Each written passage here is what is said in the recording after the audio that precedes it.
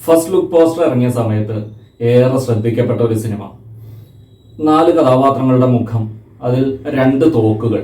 ഈ തോക്ക് പിടിച്ചിരിക്കുന്നത് ആരാണ് എന്ന രീതിയിലൊക്കെ വലിയ ചർച്ച സോഷ്യൽ മീഡിയയിൽ ഉണ്ടാക്കിയ ഒരു സിനിമ.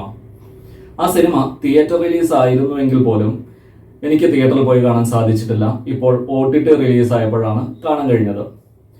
രതീഷ് ബാലകൃഷ്ണ പൊതുവാളാണ് സിനിമയുടെ സംവിധായകൻ. രചയിതാവും അദ്ദേഹം തന്നെയാണ്. സിനിമയുടെ പേര് ഒരു ദുരൂഹ സാഹചര്യത്തിൽ.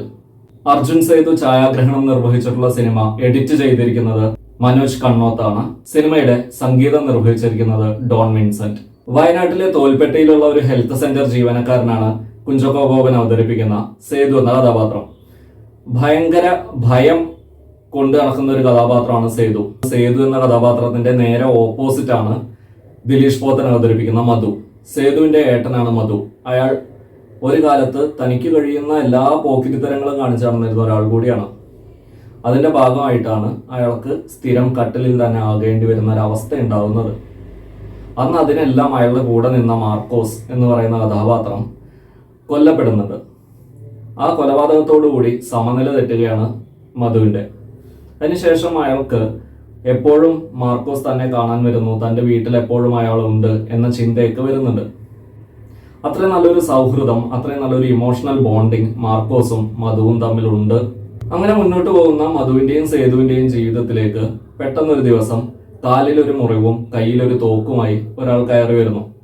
സജിൻ ഗോപുവാണ് ആ കഥാപാത്രത്തെ അവതരിപ്പിക്കുന്നത്. ആ കഥാപാത്രത്തിന്റെ പേര് രാജേന്ദ്ര പ്രസാദ് എന്നാണ്. അതിനുശേഷം ഉണ്ടാവുന്ന ദുരൂഹ സാഹചര്യങ്ങളും സംഭവങ്ങളുമാണ് സിനിമ മുന്നോട്ട് വയ്ക്കുന്നത്. എങ്ങനെയാണ് സമൂഹം ആളുകളെ മാവോയിസ്റ്റുകളാക്കി മാറ്റുന്നത് എന്ന് പറയാനാണ് പ്രധാനമായും സിനിമ ശ്രമിക്കുന്നത്. എപ്പോഴാണ് ഒരാൾ പ്രതികരിച്ചു തുടങ്ങുന്നത്, അടിച്ചമർത്തപ്പെടുന്നവന്റെ വേദന എന്താണ് തുടങ്ങിയ കാര്യങ്ങളിലേക്കെല്ലാം രതീഷ് ബാലകൃഷ്ണ പൊതുവാൾ തന്റെ സിനിമയെ കൊണ്ടുചെന്നെത്തിക്കുന്നുണ്ട്.